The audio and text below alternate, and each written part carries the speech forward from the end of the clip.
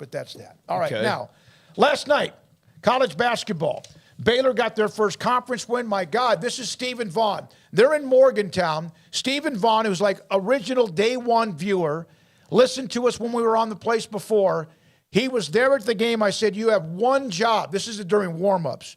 You have one job, and that job is to get a win for Baylor. And he did it. They do win. It wasn't easy. Keontae George was fantastic. Jalen Bridges, playing in front of a crowd that was basically telling him to go blank himself, had a double-double. Yeah, no, Those are the they direct were, quote. They were, and so Baylor gets the win. They're first in the Big 12. And on top of that, last year TCU came way back to beat Texas in a game last season. Of course, TCU made a nice run in the tournament. We know that Texas was good, but they didn't go very deep. Neither did Baylor, actually, with North Carolina lost in round 2. Then last night, at one point, the game between TCU and Texas, I think was it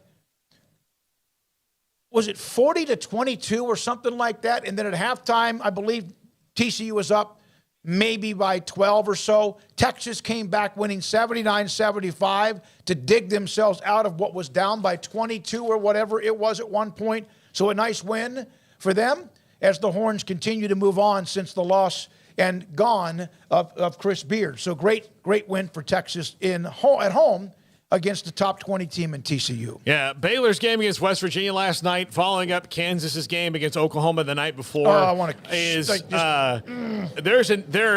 the Big 12 sent out a memo a little over a week ago that the refs should call more fouls, and that's clearly going on right now. Hopefully that they figure out that blowing the whistle for what I went back and rewound and kind of found some stuff. Are you this morning. psychotic or something? Well, I mean, because there were times I'm like, I don't know how many possessions straight.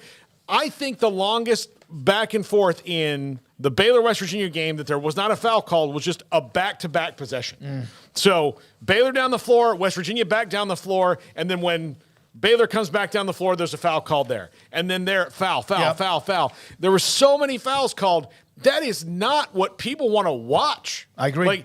I get that there is, and it seems to me in the Big 12, because Walt Anderson was over football for a long time, and what's going on in basketball right now is they have guys who really love the rule book, but have not figured out a way to apply it that makes it watchable and flows game-wise. But the broadcasters are having a problem doing the game last night because you can never get a flow when you're broadcasting. The coaches, what are you supposed to call if you're West Virginia and Baylor in that last stretch of a game when everybody's got 4 fouls and you're trying to play defense and try not to let the other team score, and you can't even get close? You also do have to put blame as well on the players. Yeah. They have to react to it like a strike zone in baseball. You have to be able to react to it. But last night, after Kansas in their game with, who was it? Who did they beat the other day? Oklahoma had 62 free throws. Last night there were 69 free throws. And so for you watching, those in attendance, coaching staff, players, broadcasters, it was kind of hard to kind of keep track. But at one point that game, Texas was way down. They came back to win, and Baylor gets their first conference win. So Saturday it sets up like this: West Virginia at Oklahoma, Kansas State at TCU in a showdown of top 25 teams, top 20 teams. Iowa State plays at Kansas, 2 red-hot teams. Oklahoma State plays at the Farrell Center Saturday at 5, and Texas Tech plays at number 10 Texas down in Austin in a game that won't have nearly the emotion it had a year ago when Chris Beard was leading the University of Texas basketball program. Yeah, Texas doesn't have their coach. They'd kind of like to have him, if not for, the whole reason why he's not the coach anymore. And Texas Tech was happy to have theirs, and now they don't really seem to want him anymore. So it's just a totally different ball game than it was a year ago.